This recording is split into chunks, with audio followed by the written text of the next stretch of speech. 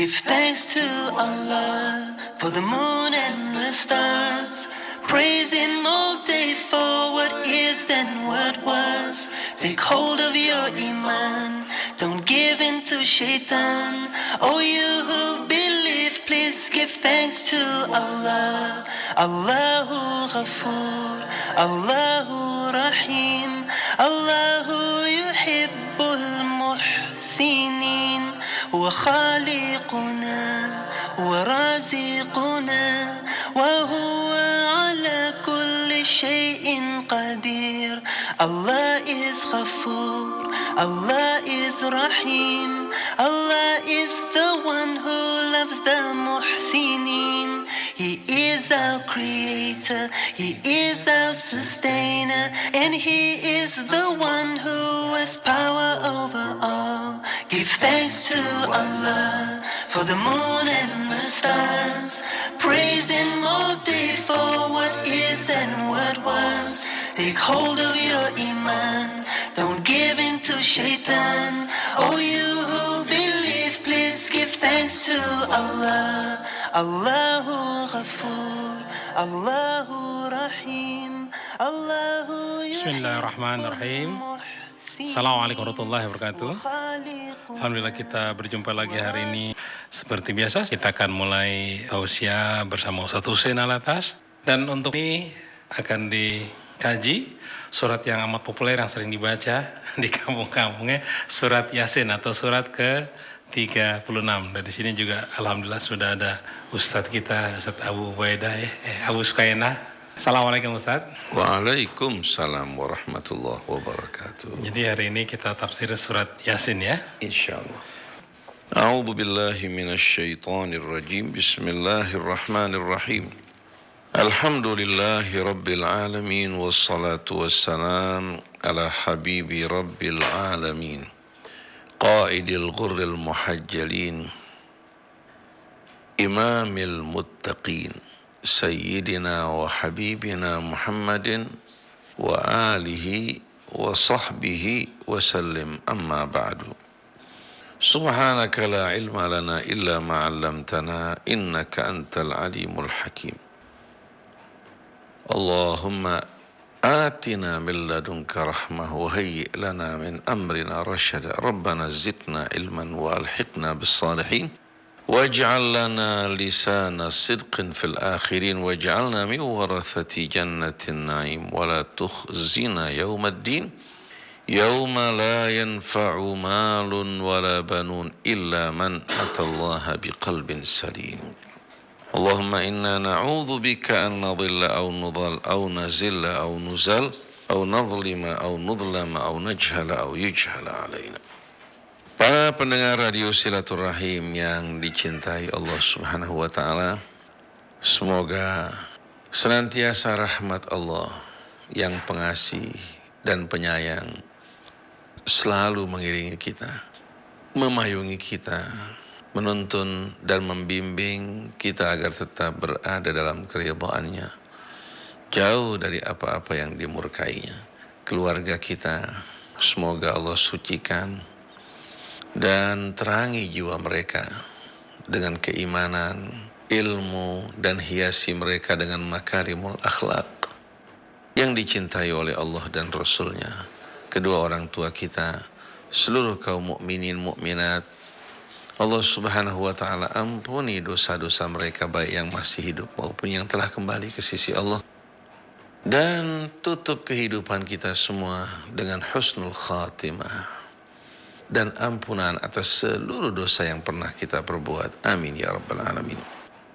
Para pendengar radio Silaturahim yang diberkahi Allah, hari ini bersama-sama kita akan mengawali renungan kita pada surah Yasin yang dikenal dengan jantung Al-Quran.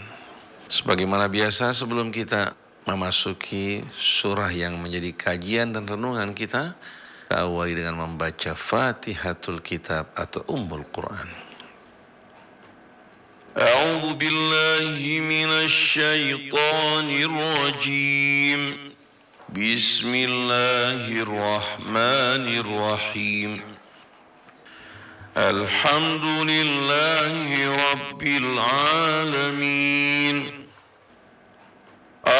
الرحمن الرحيم مالك يوم الدين إياك نعبد وإياك نستعين اهدنا الصراط المستقيم صراط الذين أنعمت عليهم غير المغضوب عليهم ولا الضالين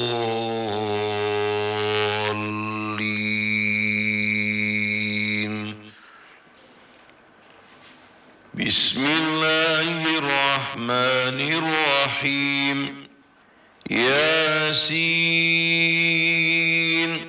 والقرآن الحكيم إنك لمن المرسلين على صراط مستقيم تنزيل العزيز الرحيم لتنذر قوما ما أنذر آباؤهم فهم غافلون لقد حق القول على أكثرهم فهم لا يؤمنون إنا جعلنا في أعناقهم أغلالا فهي إلى الأذقان فهم مقمحون وجعلنا من بين أيديهم سدا ومن خلفهم سدا فأغشيناهم فهم لا يبصرون وسواء عليهم أأنذرتهم أم لم تنذرهم لا يؤمنون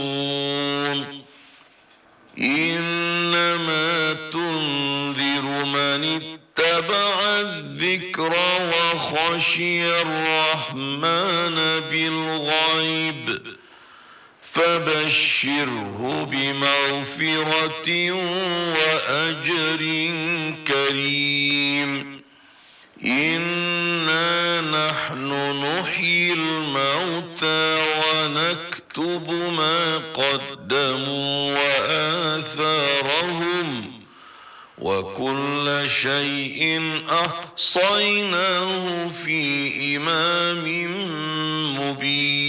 مبين صدق الله العظيم صدق الله العظيم وصدق رسوله الكريم ونحن على ذلك من الشاهدين.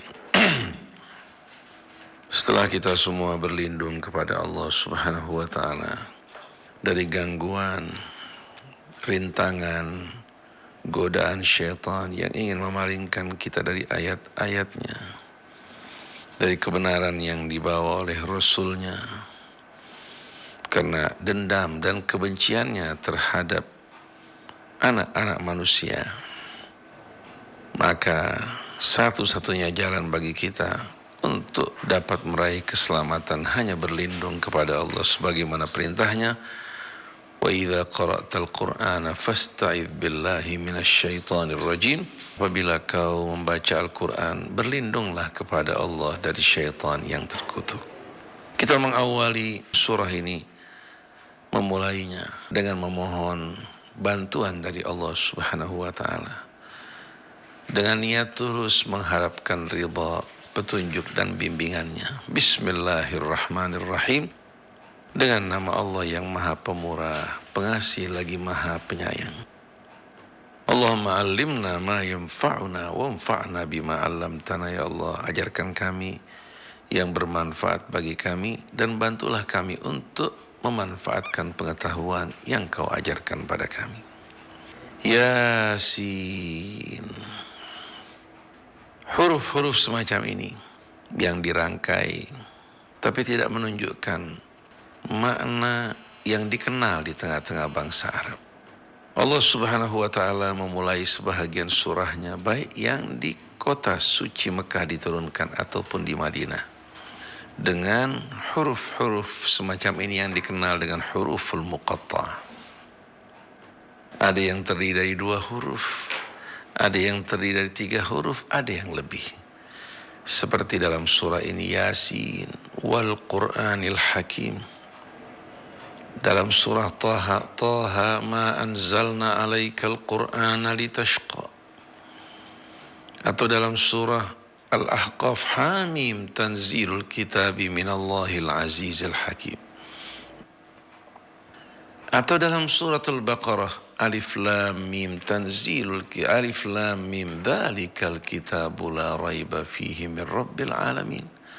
Atau dalam surah Maryam Kaf Ha Ya Ain Sad. Atau tadi dari 1 huruf seperti Sad wal Qur'ani dzikr dalam surat Sad, atau Qaf dalam suratul Qaf.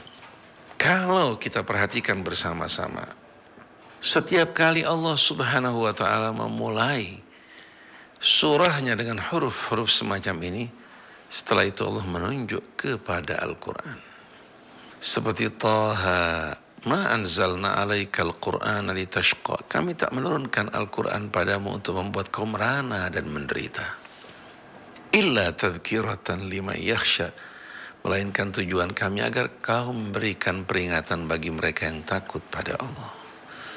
Begitu pula dalam surah Yasin, Yasin wal Qur'anil Hakim. Demi Quran yang penuh hikmah, innaka laminal mursalin. Sesungguhnya engkau benar-benar merupakan salah satu Rasul yang diutus oleh Allah. Kemudian Alif Lam Mim dzalikal kitabu la raiba fihi min rabbil alamin. Kita lihat semua menunjuk kepada Al-Quran. Oleh karena itu, makna yang dapat kita simpulkan, atau salah satu makna yang dapat kita simpulkan dari pembukaan Al-Quran dengan huruf-huruf semacam ini, bukan berarti makna ini membatasi maksud dan tujuan dari penurunannya hanya sebatas itu. Ada makna-makna lain yang kelak bakal tersingkap. Tapi makna yang jelas, gamblang, tidak meragukan bahwa huruf-huruf ini berisikan tantangan dari Allah Subhanahu wa taala untuk orang-orang yang meragukan kebenaran Al-Quran dari sisinya, yang beranggapan bahwa Al-Quran merupakan buah karya seorang manusia yang mereka tuduh sebagai seorang pembohong yang mengatasnamakan Allah, yaitu Muhammad. Sadaqallahu wa sadaqa rasuluhu wa kadzaba haula'il kadzabun. Allah Subhanahu wa taala seolah-olah berkata pada mereka, bukankah Al-Quran diturunkan dalam bahasa kalian, menggunakan kata-kata, huruf-huruf yang biasa kalian gunakan. Muhammad sallallahu alaihi wasallam lahir sebagai seorang anak yang tidak pernah mengecap pendidikan.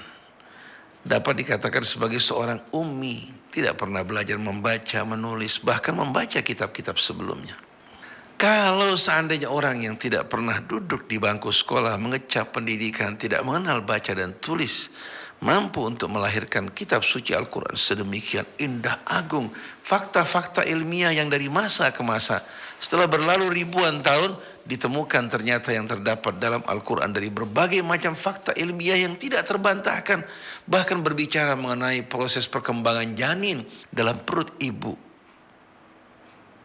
mereka, merupakan satu hal yang benar-benar amat menakjubkan.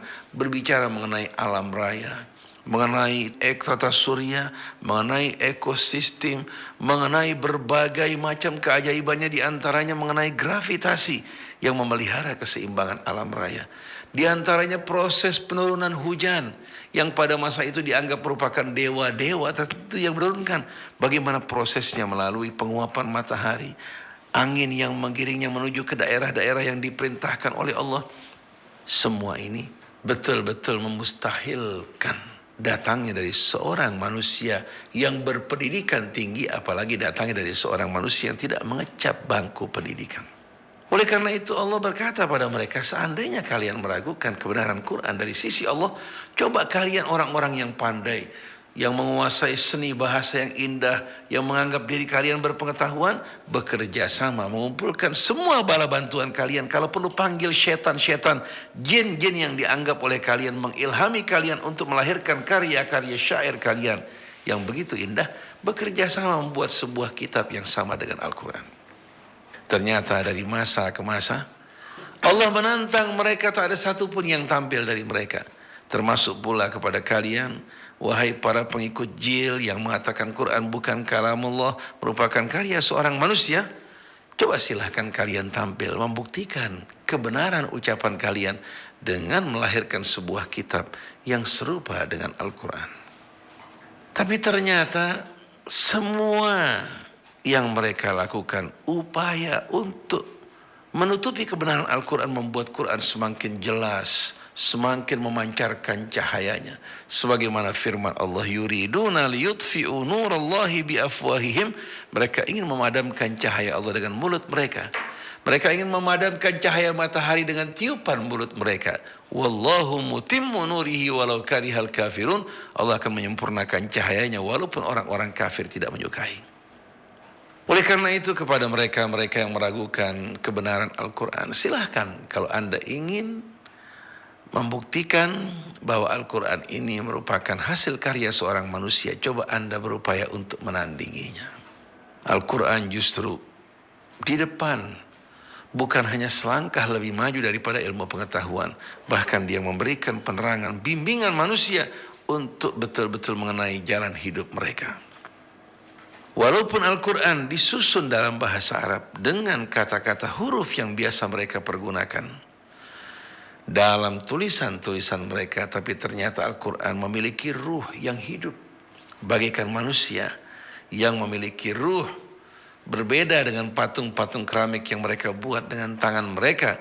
Walaupun sama asal usulnya dengan manusia, terbuat dari tanah, tapi yang satu hidup, berjiwa, yang satu bercahaya terang benderang, yang satu lagi adalah benda mati yang tidak sama sekali bergeser dari tempatnya. Begitu pula perbedaan antara karya manusia dengan kalamullah yang terdapat dalam kitabnya.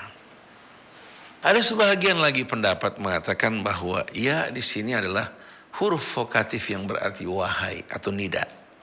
Sin mengisyaratkan kepada manusia, tapi ini tidak didukung oleh dalil. Ada lagi yang mengatakan Yasin merupakan salah satu nama Nabi kita Muhammad SAW, tapi ini juga membutuhkan pembuktian. Kalau Yasin, Thaha mungkin dapat digunakan sebagai panggilan buat Nabi kita Muhammad SAW. Bagaimana huruf yang lain? Alif, Lam, Mim, Thaha, Yasin, Alif, Lam, Mim, Kaf, Ha, Ya, Ain, Sad, Alif, Lam, Ra. Menimbulkan pertanyaan, kalau ini untuk nama Nabi, yang ini bukan, maka dengan sendirinya ini merupakan sebuah penafsiran, penjelasan yang tidak mutarid, artinya merata.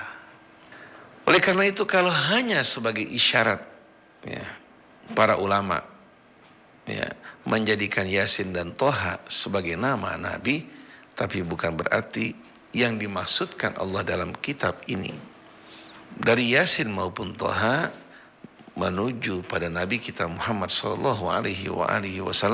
Walaupun kalau kita perhatikan bersama-sama bahwa surah Yasin yang dikenal sebagai jantung Al-Quran ini berbicara mengenai tokoh sentral. Berbicara mengenai tokoh sentral dalam ajaran kita, yaitu Nabi kita Muhammad SAW. Berbicara mengenai Al-Quran. Jadi menjelaskan bukti-bukti kenabian. Kalau sampai ini diragukan, maka semua tuntunan agama akan hilang. Berbicara pula mengenai hari akhirat dan bukti-buktinya, di samping pokok utama dari ajaran Islam at-tauhid yang diuraikan oleh Allah Subhanahu wa taala. Jadi kalau seandainya Yasin diartikan salah satunya untuk Nabi kita Muhammad SAW, memetik dari tujuan penurunan surat Yasin ini yang berbicara mengenai tokoh sentral, yaitu Nabi kita yang dijadikan sebagai Rasul untuk seluruh al-alamin, maka Al-Quran sebagai kitab saksi hujjah yang membuktikan kebenaran Nabi kita Muhammad SAW, di samping kehidupan pribadinya yang jujur, lurus, bersih, dan hidup mementingkan umatnya, tidak sama sekali berpikir untuk mementingkan dirinya sendiri. Mari para jamaah kita ikuti ayat-ayat Allah Subhanahu wa Ta'ala yang begitu jelas berbicara kepada kita semua. Bismillahirrahmanirrahim, dengan nama Allah yang Maha Pemurah, Pengasih lagi Maha Penyayang. Yasin wal Qur'anil Hakim. Demi Al-Quran yang penuh hikmah. Karena waw dalam jumlah ini menunjukkan qasam, yaitu sumpah. Sama dengan uqsimu bil Qur'anil Hakim. Aku bersumpah dengan Quran yang penuh dengan hikmah. Yang bersumpah di sini adalah Allah Subhanahu wa Ta'ala. Innaka laminal mursalin. Sesungguhnya engkau benar-benar merupakan salah satu utusan yang diutus oleh Allah. Yang menjadi bukti kebenarannya adalah Al-Quran. Kalau tongkat Musa alaihi salatu wassalam telah berlalu. Oleh karena itu, kalau seandainya orang mengingkari kebenaran cerita tersebut dan mengatakannya sebagai khayal, tidak ada bukti yang mendukungnya. Tapi Al-Quran menceritakan hal ini. Dan Quran masih berada bersama kita dengan bukti-bukti yang tak terbantahkan akan kebenarannya. Maka kembali mukjizat masa lampau. Dari tongkat Musa yang membelah lautan, Isa yang menghidupkan orang yang mati, menyembuhkan orang yang buta dan sopak. Mukjizat tersebut kembali dihidupkan oleh Al-Quran dengan bukti-bukti argumentasi yang tak terbantahkan. Begitu pula kenabian Nabi kita Muhammad SAW dibuktikan oleh Al-Quran bagi mereka yang berakal dan berfikir, bukan bagi mereka yang menyembah hawa nafsu mereka atau memuja kehidupan dunia walaupun harus mengorbankan iman dan agama mereka. Begitu pula Al-Quran merupakan bukti yang membuktikan dan mensucikan Maria atau Maryam putri Imran dari tuduhan bahwa dirinya melakukan perbuatan kotor dan melahirkan Isa alaihi salatu wassalam dengan cara yang tidak benar. Justru Quran mensucikan dirinya. Isa ibnu Maryam sama dengan Adam, diciptakan Allah dari asal usul yang diambil dari tanah. Kemudian Allah katakan kun fayakun. Kalau Adam tanpa seorang ayah dan ibu, Isa masih ada seorang ibu tanpa seorang ayah. Kalau Isa layak untuk disembah karena kelahiran yang unik, maka Adam lebih patut lagi untuk disembah. Oleh karena itu, para saudara, rekan, kaum Nasrani yang saya cintai, kembali kalian kepada kebenaran. Jalannya para nabi, jalannya Isa alaihi salatu wassalam yang dengan tegas mengumumkan bahwa dirinya seorang anak manusia, dan dia mengatakan innallaha rabbi wa rabbukum fa'buduhu hadza siratum mustaqim. Allah adalah Tuhanku dan Tuhan kalian, sembahlah Dia, dan inilah jalan yang lurus.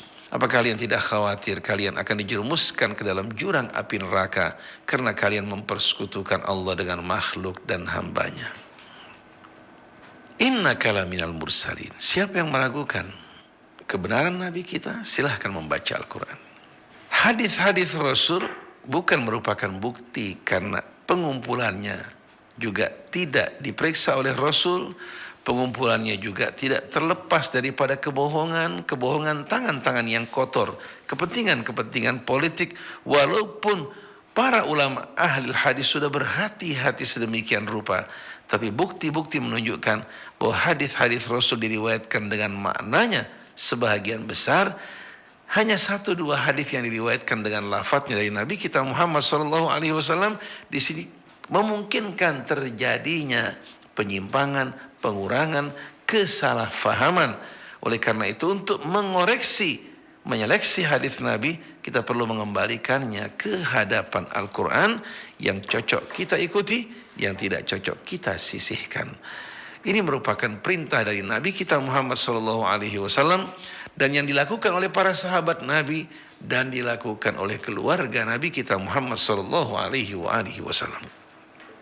Tapi sayangnya justru akhir-akhir ini orang lebih suka berpaling pada hadis, meletakkan Al-Quran di belakang hadis-hadis Rasul dengan dalih kita wajib memahami Al-Quran dan Sunnah dengan pemahaman-pemahaman yang diterangkan oleh Nabi.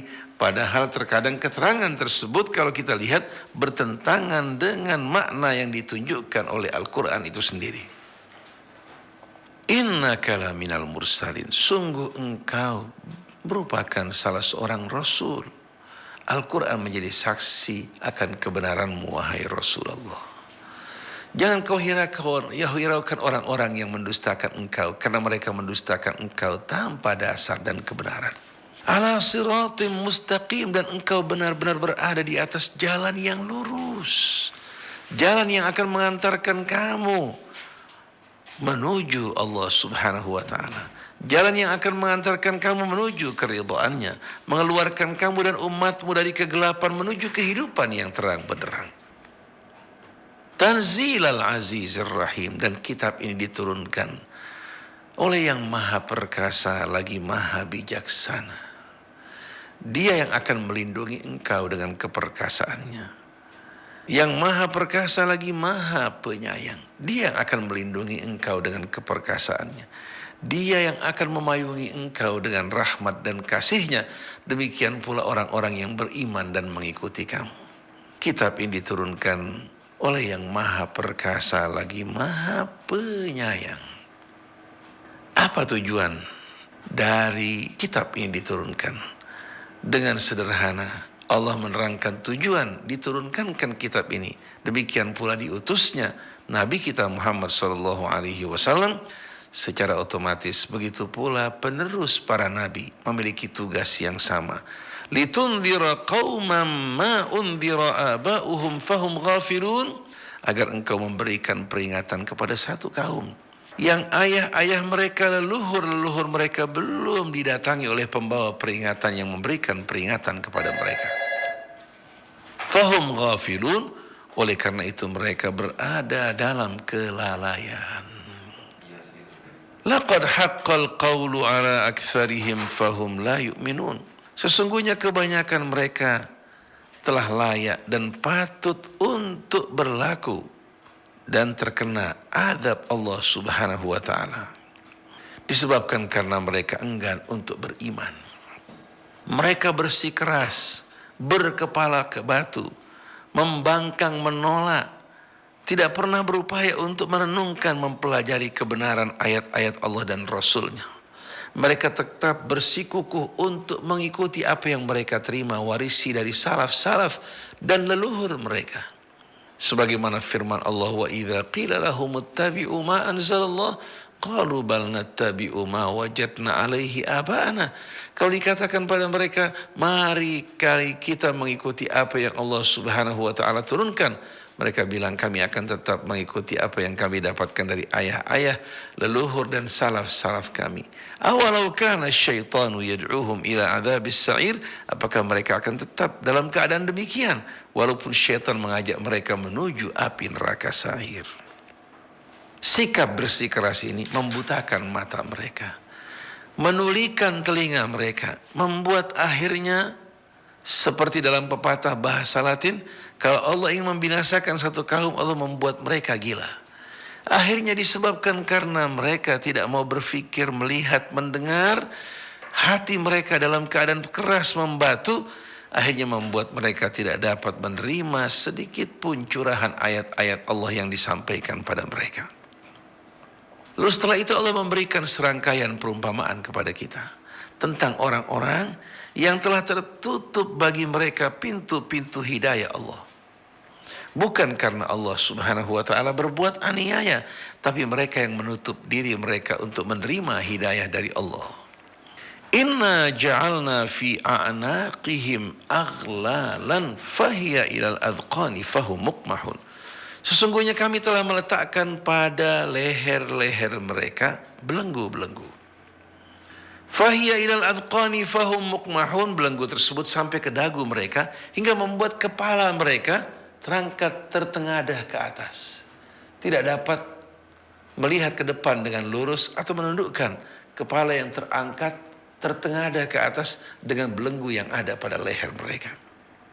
Perumpamaan ini mengumpamakan bagaimana orang yang congkak dan sombong yang mengangkat kepala, yang membuat akhirnya mereka tidak dapat melihat dengan lurus, memandang sesuatu dengan benar. Sikap congkak sombongnya dan belenggu yang berada pada lehernya adalah belenggu keangkuhan, kesombongan, keingkaran. Waja'alna min baini aydihim sadda wa min khalfihim sadda fa aghshaynahum fahum la yubsirun. Lalu kami letakkan di hadapan mereka dinding, dam yang rapat. Wa min khalfihim sadda, di belakang mereka pun terdapat dam dan dinding yang pekat dan menutupi mereka. Fa'aghshaynahum, kemudian kami selimuti mereka, tutup di bahagian atas, fahum la yubsirun, hingga mereka tidak dapat melihat. Jadi mereka tidak dapat maju, tidak dapat pula surut. Tertutup dari segala penjuru, kemudian dari atas pun Allah Subhanahu wa taala menutup dan menyelimuti mereka hingga mereka tidak dapat lagi melihat kebenaran. Nah, kalau kita berbicara mengenai belenggu yang ada pada leher mereka menggambarkan kesombongan mereka, kalau kita berbicara mengenai tabir di depan mereka, di belakang dan di atas, menggambarkan bagaimana mereka telah menutup diri mereka untuk menerima kebenaran karena sikap congkak, membangkang dan mengikuti hawa nafsu.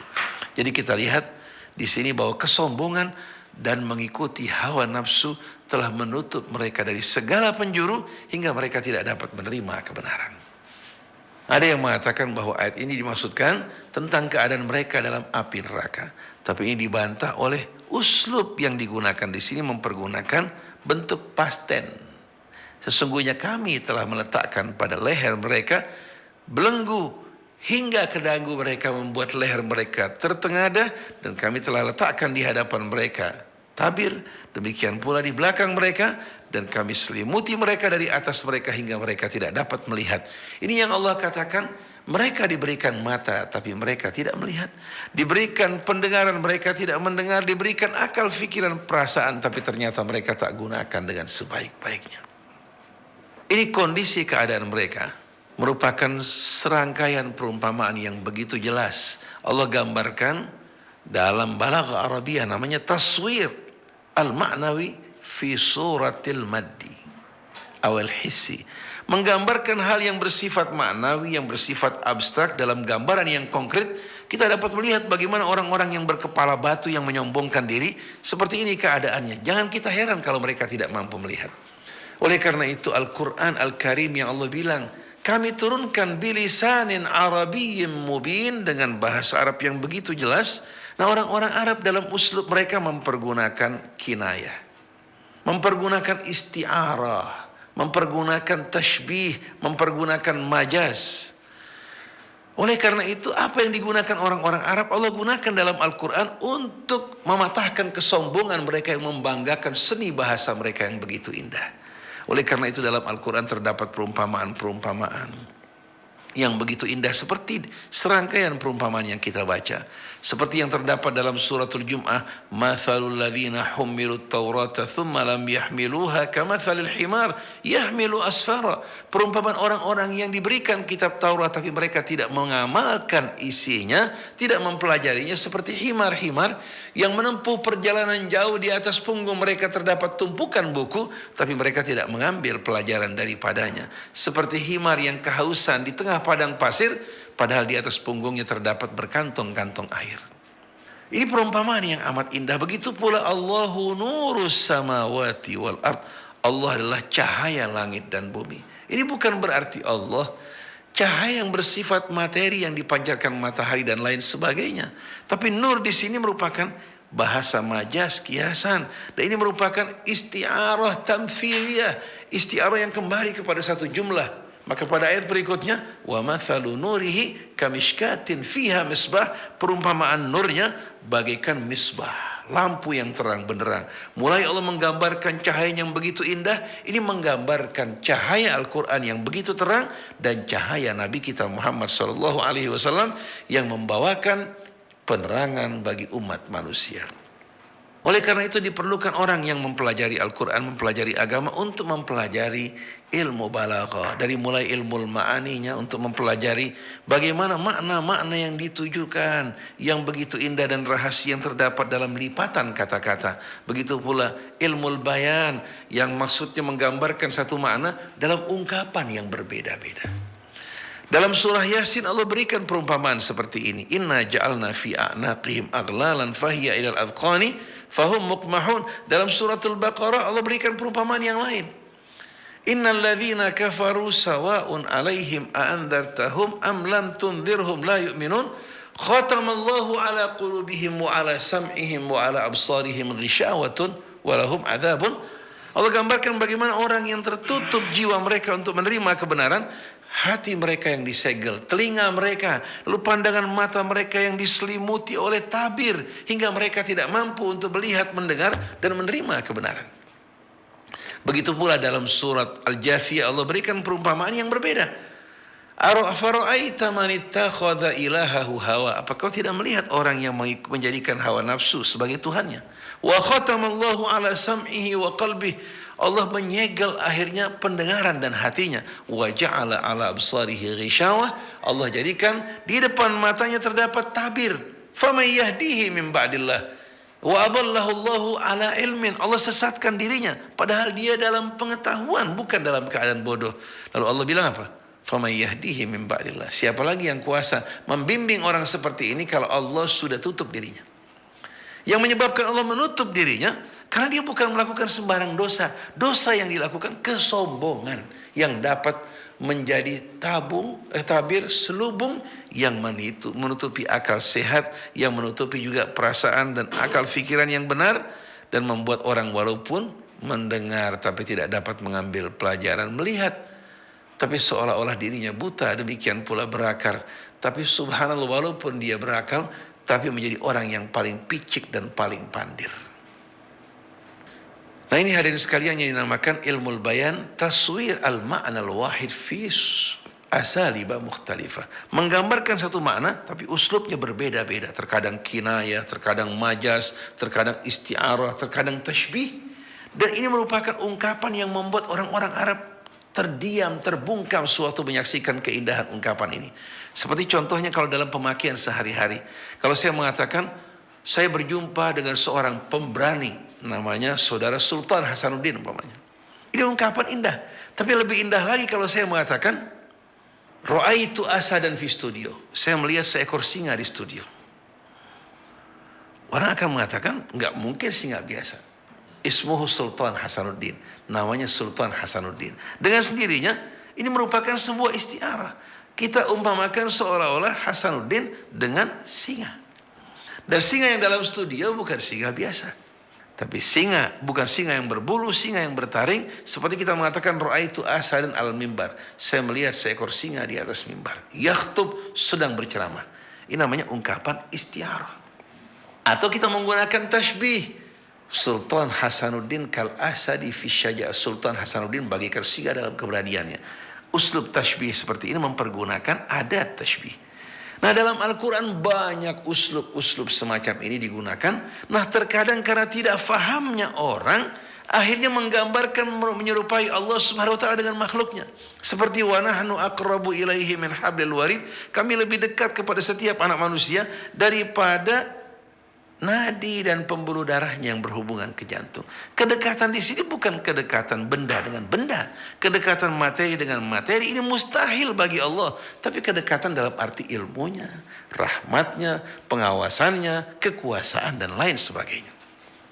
Begitu pula ketika Allah mengatakan Muhammadun Rasulullah walladzina ma'ahu asyidda'u al-kuffar ruhama'u bainahum. Muhammad adalah Rasulullah, orang yang bersamanya. Bersama di sini bukan hanya bersama yang hidup bersama beliau pada masa hidupnya. Pada masanya, karena banyak orang yang hidup bersama beliau tapi ingkar seperti Abu Jahal sama Abu Lahab. Tapi bersamanya di sini tidak melihat waktu, tidak melihat tempat, kebersamaan dalam mengikuti. Ini ungkapan yang amat indah.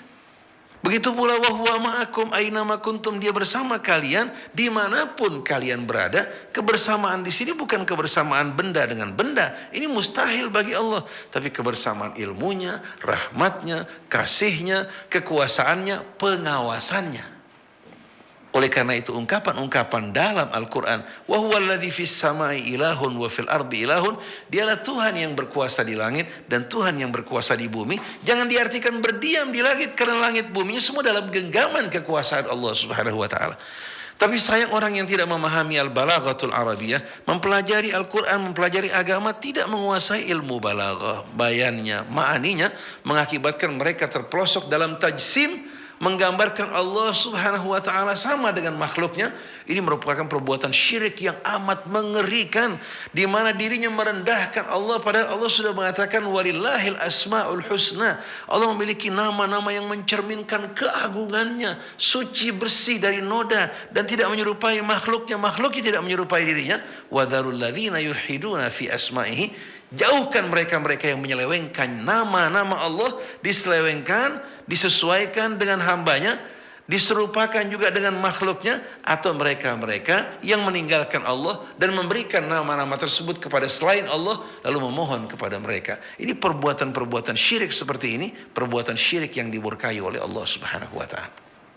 Oleh karena itu betapa mengerikan, membuat bulu roma kita merinding kalau orang mengatakan bahwasanya Allah memiliki betis, memiliki kaki, memiliki tangan, memiliki mata, memiliki telinga, dan lain sebagainya. Semua merupakan gambaran yang ada pada makhluknya yang tidak layak bagi Allah Subhanahu wa taala. Oleh karena itu kalau ada seseorang mengatakan bagaimana bentuk rupanya angin, hidungnya, matanya, telinganya, mulutnya, orang akan mentertawakan, dirinya terkekeh-kekeh. Sedangkan angin saja hadirin sekalian tidak layak orang bertanya seperti ini, apalagi bagi Allah, zat yang maha suci, yang tidak dapat diberikan, yang tidak dapat dikhayalkan, diungkapkan dengan kata-kata. Oleh karena itu sebaiknya kita mengatakan maha suci Allah, sebagaimana yang Allah perintahkan kepada kita semua. Jadi para jamaah sekalian, pada ayat 8 ini, demikian pula ayat 9, Allah menggambarkan bagaimana orang yang telah dibutakan telinganya, butakan matanya, ditulikan telinganya, tertutup jiwanya untuk dapat menerima kebenaran. Bukan Allah yang menutup, tapi kesombongan dan hawa nafsunya. Maka pada akhirnya seperti dalam surat Al-Baqarah, wa sawaun alaihim a'andzartahum am lam tunzirhum la yu'minun, maka sama saja atas mereka, kau peringatkan mereka atau tidak, mereka tidak akan beriman. Persis seperti seseorang yang menghadapi anjing yang sedang menjulurkan lidahnya sambil meneguskan nafasnya. Baik kita hentak atau kita diamkan, tetap saja lidahnya dikeluarkan sambil meneguskan nafasnya. Seperti yang Allah gambarkan dalam suratul A'raf, perumpamannya mirip seekor anjing yang kau hardik dia seperti itu, kau biarkan pun seperti itu. Begitu pula berbicara pada orang yang akalnya tidak bekerja, fikirannya sama sekali tidak berfungsi, jiwanya dikuasai hawa nafsu, berbicara kepada mereka seperti berbicara pada seekor anjing yang selalu menjulurkan lidahnya. Oleh karena itu iman pada Allah tidak lepas dari akal dan kebersihan jiwa. Innama tunziru man ittaba'a dzikra wa khasyiyar rahmana bil ghaib fabashshirhu bimaghfiratin wa ajrin karim. Wahai Rasulullah, jangan kau berputus asa, jangan kamu meletihkan dirimu, mencapaikan jiwamu dengan beban yang berat, bersedih, berduka karena mereka tidak beriman. Sesungguhnya yang akan mendengarkan peringatanmu, wahai Rasulullah, hanya orang yang mau mengikuti peringatan dan mengambil pelajaran serta mau berfikir. Wa khasyiyar rahmana bil ghaib, dan takut kepada Allah yang maha pengasih. Walaupun mata tidak melihat, tapi hati selalu merasakan kehadiran Allah Subhanahu wa taala. Sebagaimana yang Allah katakan, begitu dekat Allah dari kita. Allah bersama kita dimanapun kita berada. Hatinya merasakan kehadiran Allah, kedekatan Allah, karena dia tidak perlu melihat Allah dengan mata lahirnya yang terbatas, yang mudah terhalang oleh dinding. Tapi hatinya dipenuhi dengan rasa takut kepada Allah Subhanahu wa taala. Walaupun jauh dari mata manusia, dia tidak melakukan apa-apa yang tidak disukai Allah. Walaupun jauh dari manusia, hatinya merasa malu kepada Allah Subhanahu wa taala. Fabashshirhu bimaghfiratin wa ajrin karim. Sesungguhnya engkau hanya akan diterima dalam memberikan peringatan oleh orang yang mau mendengar dan mengikuti peringatanmu, takut kepada Allah yang maha pengasih, penyayang. Bil ghaib, walaupun jauh dari pandangan mata manusia, tapi Allah begitu dekat di hatimu. Fabashshirhu bimaghfiratin wa ajrin karim, maka sampaikan kabar gembiraku kepadanya bahwa orang semacam ini akan mendapatkan ampunan dari Allah yang menyeluruh, menghapuskan seluruh dosanya. Wa ajrin karim, dan ganjaran yang amat murah, ganjaran yang tak terhingga. Betapa indahnya hadirin sekalian hidup bersama Allah, hati yang selalu merasakan kehadiran Allah. Bukan kehadiran Allah seperti kehadiran materi yang dekat dari seseorang. Karena kehadiran seperti ini, kehadiran yang mendekat dan menjauh. Tapi kehadiran Allah di hati orang yang beriman tidak pernah terlepas dari dalam sanubarinya. Inna nahnu nuhyil mauta wa naktubu ma qaddamu wa atharahum wa kulla syai'in ahsaynahu fi imamin mubin. Sesungguhnya kelak kami akan menghidupkan orang yang telah mati. Dan kami mencatat semua yang pernah mereka perbuat secara langsung dengan tangan mereka. Bahkan peninggalan-peninggalan mereka, amal-amal jariah yang mereka kerjakan. Demikian pula perbuatan dosa yang menimbulkan efek-efek yang begitu panjang dan dia tidak bertaubat pada Allah. Semua ini akan menjadi ikutan di belakangnya, termasuk anak-anak keturunan. Anak-anak yang dididik bertakwa, beriman pada Allah, apabila mereka sholat, berpuasa, berzakat, berjuang di jalan Allah, tanpa mengurangi bahagian anak, Allah berikan yang serupa bagi orang tuanya. Tapi anak-anak yang tidak dididik, dijaga, dan dituntun pada kebaikan di saat mereka berbuat nista, berbuat kejahatan, ingkar pada Allah, maka orang tua juga ikut menanggung bahagian dari perbuatan anaknya. Ini termasuk wa atharahum wa kulla syai'in ahsaynahu fi imamin mubin. Segala sesuatu telah kami hitung dan kumpulkan dalam sebuah imam, kitab yang akan menjelaskan dengan sejelas-jelasnya. Dinamakan imam, pemimpin atau induk, karena semua manusia akan menginduk kepada kitabnya, selamat atau celakanya, mulia atau hinanya, tergantung bagaimana isi kitabnya. Lalu bagaimana hakikat dari kitab tersebut di kemudian hari, wallahu a'lam. Yang kita yakin, kitab tersebut bukan sembarang kitab. Kitab yang akan dapat membuka, memaparkan segala sesuatu dengan bukti-bukti yang tidak terbantahkan. Demikianlah para hadirin pendengar Radio Silaturahim yang setia, yang diberkahi dan dicintai Allah Subhanahu wa taala. Surah Yasin ini yang dikenal dengan nama jantung Al-Quran, berbicara tentang tokoh sentral, yaitu Nabi kita Muhammad sallallahu alaihi wasallam, yang dibuktikan kebenarannya melalui Al-Quran.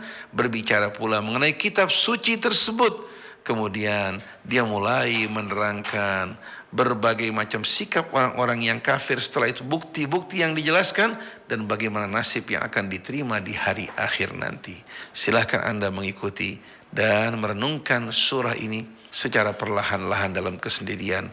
Anda akan menemukan betapa indahnya ayat-ayat Allah yang berbicara langsung terdengar ke dalam batin orang-orang yang bersih dan orang-orang yang mau berfikir dan berakal. Subhanakallahumma wa bihamdik, asyhadu an la ilaha illa anta, astaghfiruka wa atubu ilaik, wal afu minkum, wassalamu alaikum warahmatullahi wabarakatuh. Waalaikumsalam warahmatullahi wabarakatuh. Demikian tadi kajian dan renungan yang diambil dari surat Yasin atau surat ke-36 mulai dari ayat 1 sampai dengan ayat 12. Pada Anda yang ingin bertanya, kami persilakan untuk kirim SMS di 08111, satunya 3 kali ya, 08111 993 423, 08111 993 423, atau bisa telepon langsung ke 021 845 1512. Nanti pertanyaan Anda akan dijawab oleh Ustadz Hussein Alatas setelah nasyid yang berikut ini.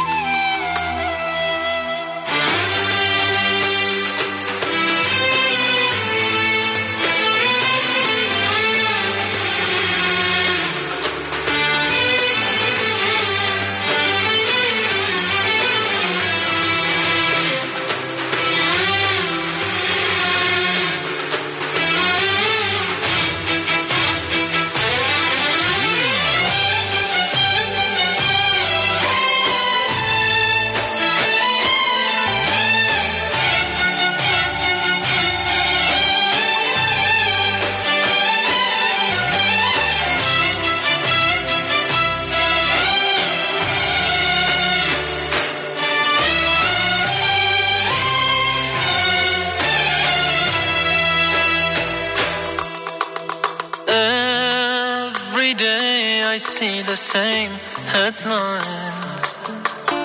Crimes committed in the name of the divine.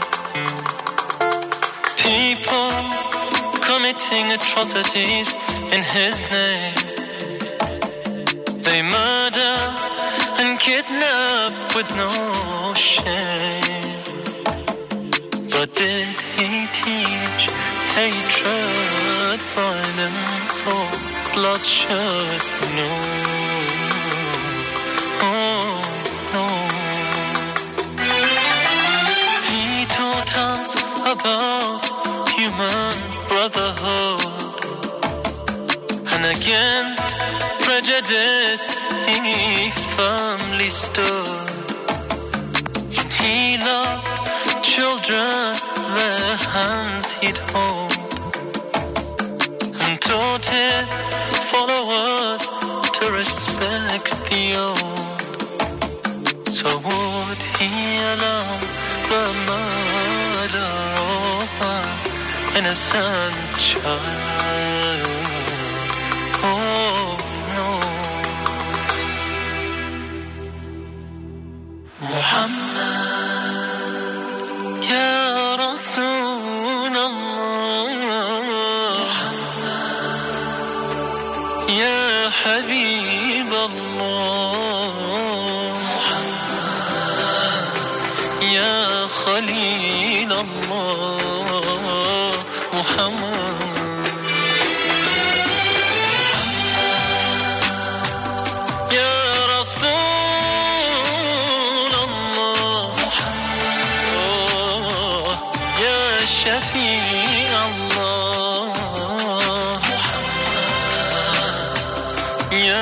بشير الله يا رسول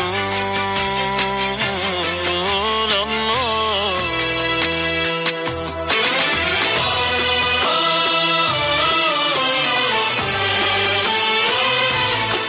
Muhammad, the light of my eyes, about you they spread many lies. If only they came to realize bloodshed you despise.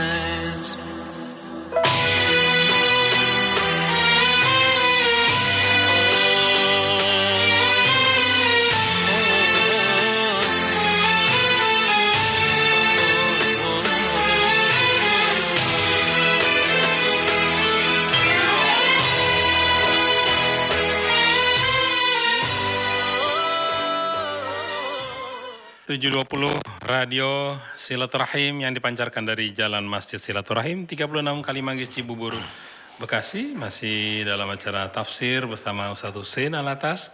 Sudah ada penelpon. Halo, Assalamualaikum. Dengan Bapak siapa ini, maaf? Halo. Pak Tukul Wiono atau silakan Pak Syukur. Silakan Pak. Minal aizin wal faizin, maafkan lahir batin. Sama-sama Pak Syukur, minal aidin wal faizin. Ini Pak, saya mohon bertanya Pak. Ya silakan Pak Syukur. Kita dulu pernah tinggal di Pejaten Pasar Minggu. Kemudian saya diperintahkan untuk mempelajari Yasin Fadilah. Kita lihat dalam Al-Quran kan jumlahnya 81 ayat. Tapi setelah kita melihat itu banyak, jadi ayatnya Yasin Al-Quran di dalam wakopi di belakang masih tambah-tambah. Sehingga kalau kita baca memerlukan waktu kurang lebih 3-4 jam karena semua 8 ayat ditambah belakang. Apa pertanyaan sini, apakah ini ada hadisnya atau kalau menurut saya sih menyimpang daripada Yasin yang sebenarnya. Mohon maaf saya ngomongnya kurang jelas. Jelas Pak Syukur. Jelas Pak Syukur. Ya. Jadi Pak Syukur, saya termasuk yang menentang menambahkan doa-doa di celah-celah ayat seperti itu. Jadi akhirnya ayat-ayat Quran bercampur dengan doa-doa di celah-celahnya, membuat seolah-olah timbul anggapan bahwa ini merupakan bahagian dari surat Yasin. Oleh karena itu bacalah surat Yasin hingga kelar. Setelah itu Anda ingin berdoa, tapi jangan dicampur adukkan antara ayat-ayat Allah Subhanahu wa ta'ala dengan ucapan-ucapan manusia. Kalau tidak, waliyadzubillah, nanti akan terjadi kerancuan dan satu hari nanti orang tidak dapat membedakan mana Al-Quran dan bukan Al-Quran. Ini merupakan tata cara yang tidak ada contohnya dari Nabi kita Muhammad SAW, bahkan mengancam kesucian Al-Quran wajib untuk kita tinggalkan. Oleh karena itu kalau ingin berdoa, pisahkan doanya dari ayat-ayat Al-Quran. Wallahu a'lam. Satu lagi saya catat sudah Ustaz.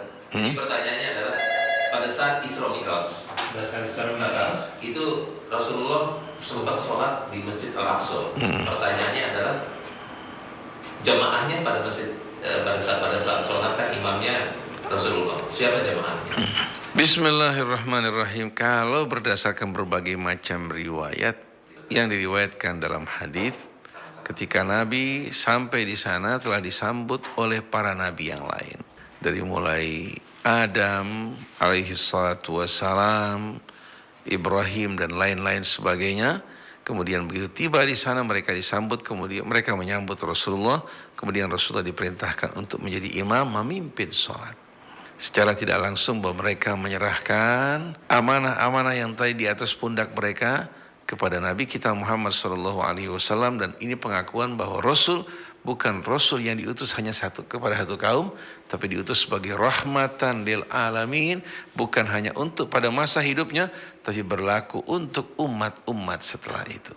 Ini riwayat-riwayat yang menerangkan hal tersebut. Wallahu a'lam. Halo, assalamualaikum. Halo, assalamualaikum. Waalaikumsalam warahmatullahi wabarakatuh. Bu Fat, baik, minal aidin wal faizin. Iya, sama-sama Pak Ustadz, maaf lahir batin Pak Ustadz. Sama-sama, ini lama gak kedengaran suaranya nih. Kru Rasil deh.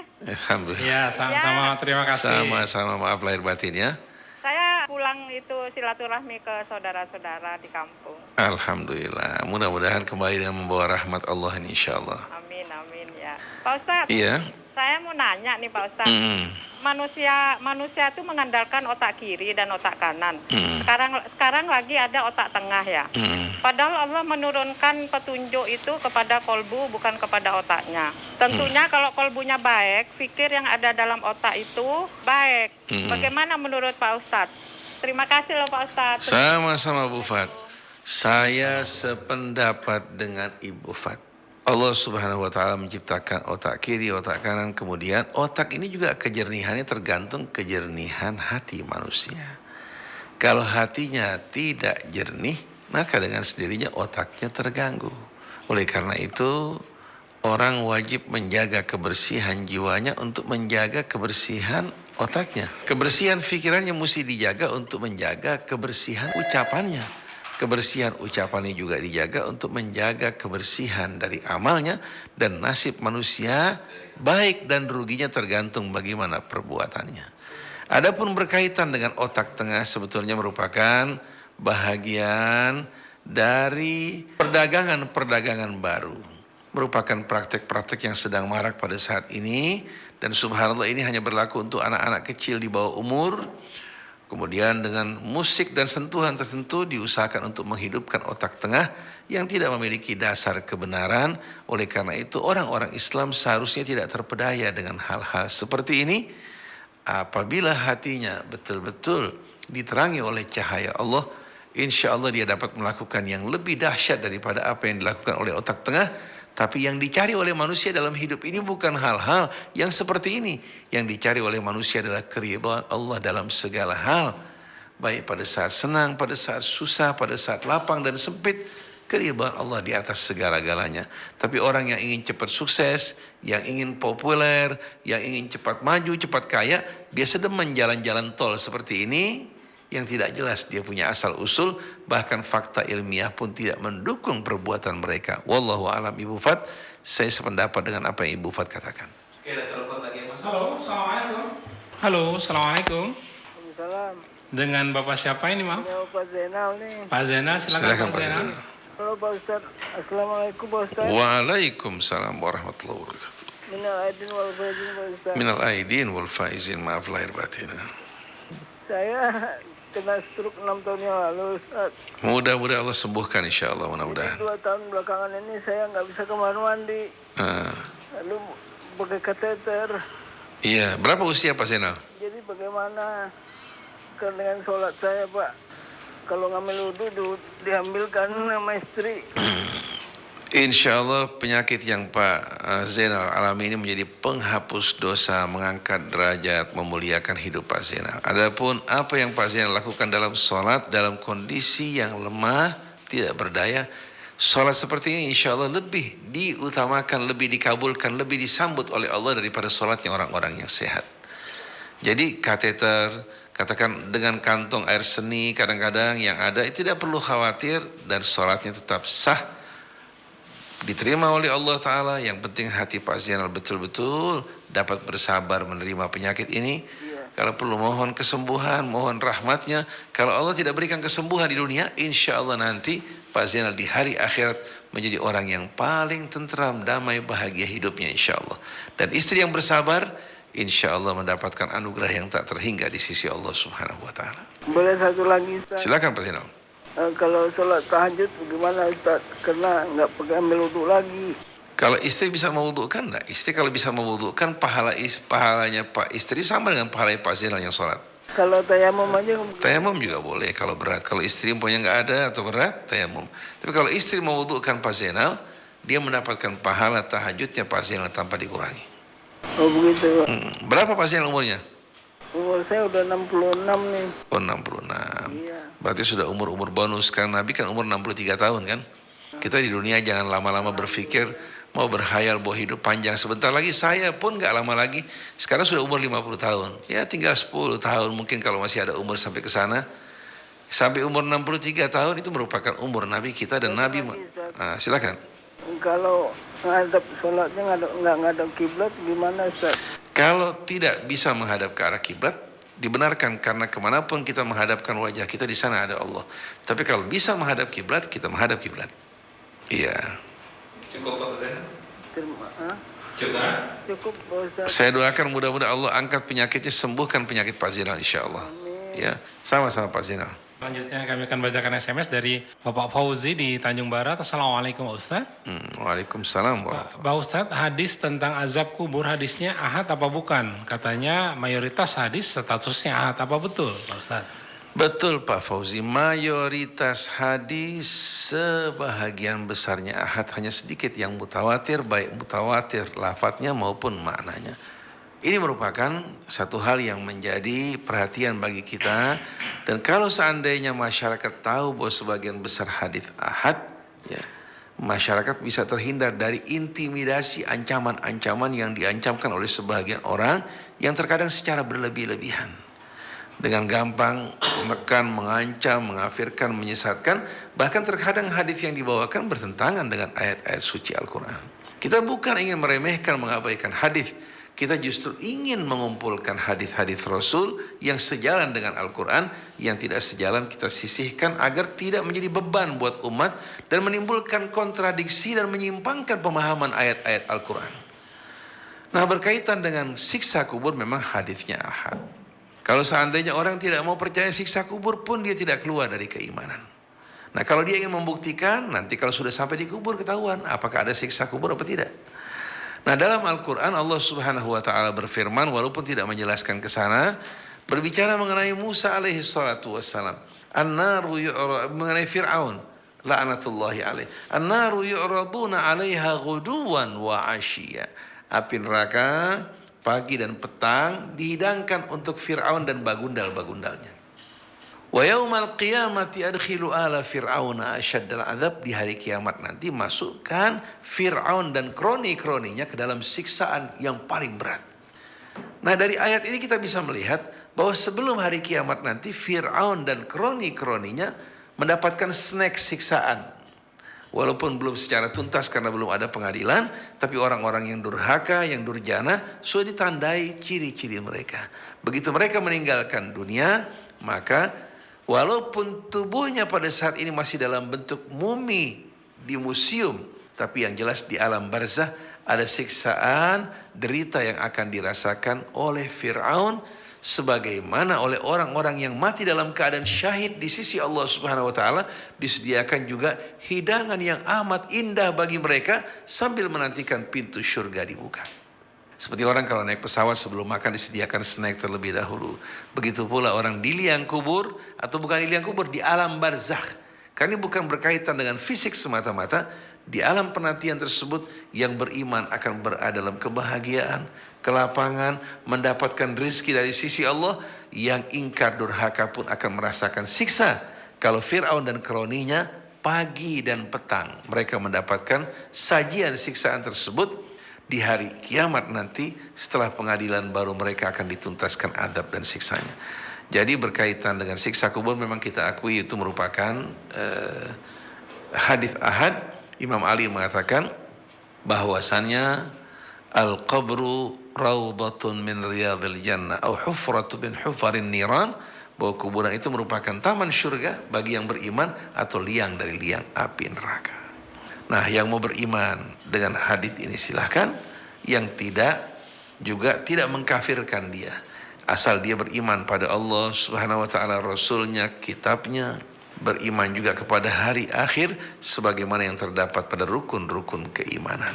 Jadi hal seperti ini kalau dia merasa ragu akan kebenaran hadis tersebut, kita tidak persoalkan, dia saudara kita seiman. Walaupun menurut sebahagian orang dianggap yang mengingkari hal-hal seperti ini dianggap merupakan satu kasus yang berat. Kalau kita tidak mau mempersoalkan masalah-masalah seperti ini, kita tunggu saja nanti pengadilan Allah Subhanahu wa taala yang akan mengadilkan seadil-adilnya. Ya, selanjutnya ada Bapak Yuswan di Pondok Gede. Pak Ustadz, sujud sebelum tasyahud akhir bolehkah berdoa sesuai dengan niat hajat saya? Kedua, kenapa surat Yasin disebut jantung Al-Quran? Bismillahirrahmanirrahim. Pak Yuswan, berkaitan dengan doa pada saat sujud, bukan hanya sujud terakhir, setiap sujud pun Pak Yuswan boleh berdoa, karena Nabi mengatakan aqrabu ma yakunul abdu min rabbih wa huwa sajid, saat yang paling dekat seorang hamba dari Tuhannya pada saat sujud. Fas'alullaha ma syi'tum, mohonlah pada Allah apa saja yang kalian inginkan. Cuma orang biasanya sujud terakhir yang dia gunakan untuk berdoa karena dia tidak ingin memperpanjang sujudnya. Tapi kalau setiap sujud silahkan. Cuma kalau pada saat sholat berjamaah kita harus mengikuti imam. Berarti pada sholat sun. Kalau Pak Yuswan tidak bisa berdoa dalam bahasa Arab untuk mengungkapkan isi hati Pak Yuswan, dalam bahasa Indonesia pun boleh, asal tasbihnya tetap kita membaca Subhana rabbiyal a'la wa bihamdih. Jadi dalam masalah ini Pak Yuswan tidak ada masalah apa-apa. Kemudian tadi ada apa lagi?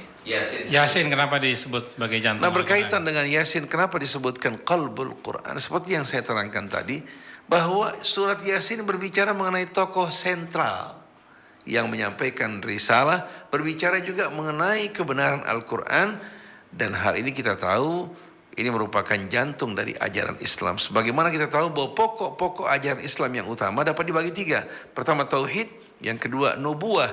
Nubuah bicara mengenai Rasulnya, mengenai Qur'annya, mengenai juga duta-duta Allah yang membawa risalah Qur'an tersebut kepada Nabi kita Muhammad SAW, dan iman kepada para Rasul.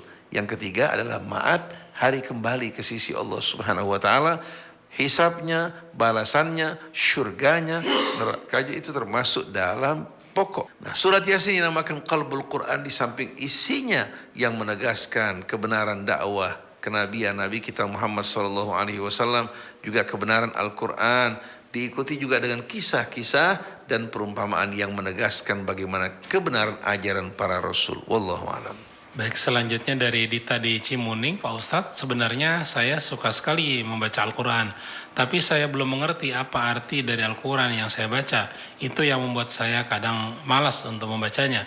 Apakah saya berdosa untuk membaca tapi tidak mengerti? Pak Ustadz, apakah hamil di luar nikah itu adalah suatu musibah? Bismillahirrahmanirrahim. Berkaitan dengan membaca Al-Quran tanpa memahami maknanya tetap mendapatkan pahala dari sisi Allah. Karena Quran seluruhnya rahmah, membacanya, mendengarnya. Tapi kalau diiringi dengan mempelajari artinya itu akan lebih indah lagi dan sempurna. Oleh karena itu jangan cukup puas hanya membaca ayatnya, tapi juga berupayalah untuk mempelajari makna-maknanya. Baik dengan cara membaca, tadarus, atau mendengarkan ceramah-ceramah dari Bapak Ustadz yang menyampaikan keterangan mengenai ayat-ayat Allah Subhanahu wa ta'ala. Adapun berkaitan dengan hamil di luar nikah, itu merupakan musibah, tidak diragukan. Merupakan musibah. Karena dalam bahasa Arab arti asaba yusibu, menimpa. Jadi hamil di luar pernikahan merupakan musibah yang menimpa seorang wanita. Dan musibah ini terjadi dengan sendirinya karena kesalahan itu perempuan. Karena kesalahan itu perempuan yang tidak berhati-hati, tidak mendekatkan diri, tidak menjaga kehormatannya. Begitu pula kesalahan dari laki-laki si hidung belang yang sama sekali tidak menghormati amanat, tidak menjaga hak-hak saudaranya, sebagaimana dia ingin anak perempuannya pun dijaga hak-haknya. Oleh karena itu, malu, aib yang menimpa seorang wanita akibat perbuatan tersebut merupakan malu sebagai akibat dari ulah perbuatannya. Begitu pula apa-apa yang timbul dari akibat-akibat tersebut merupakan hal yang bersumber dari rentetan kesalahan, tapi Allah buka pintu taubat. Dia bertaubat dari perbuatan salahnya, memperbaiki dirinya, mendidik anaknya yang lahir dari luar pernikahan dengan cara baik-baik. Semoga Allah Subhanahu wa ta'ala mengampuni kesalahannya. Dosa yang dilakukan manusia tidak merugikan Allah, hanya merugikan diri sendiri. Kalau dia bertaubat, Allah Subhanahu wa ta'ala akan menyelimuti dengan rahmatnya. Wallahu a'lam. Baik, sudah ada telepon. Halo, assalamualaikum. Assalamualaikum. Waalaikumsalam warahmatullah. Dengan Bapak siapa ini?